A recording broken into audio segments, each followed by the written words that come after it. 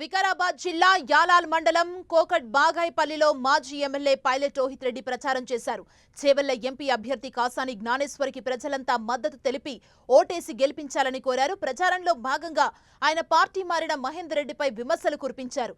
కొంతమంది స్వార్థం వల్ల బీఆర్ఎస్ ఎన్నికల్లో ఓడిపోయిందన్నారు. వారికి తగిన బుద్ధి చెప్పాలంటే కారు గుర్తుకు ఓటేసి కాసాని జ్ఞానేశ్వర్ని గెలిపించాలని కోరారు.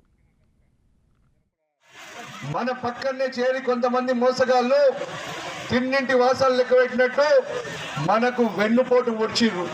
ఎన్నికల ముందు మనను నమ్మించి మన పక్కన చేరి మనకు మోసం చేసిర్రు. అయితే ఆ మోసం చేసిన వాళ్ళు ఇప్పుడు ఎటు కాకుండా అయ్యారు. ఆ మహేందర్ రెడ్డి కుటుంబంకి ఆ భగవంతుడే తగిన శాస్తి చేసిండు. తాండూరు నుంచి తంతే చేవెళ్ళలో పోయి పడ్డారు. చేవెళ్ళదంతే ఆడ మల్కాజ్గిరిలో పోయి పడ్డారు. ఇప్పుడు మల్కాజ్గిరి వాళ్ళు కూడా తన్ననికే రెడీగా ఉన్నారు.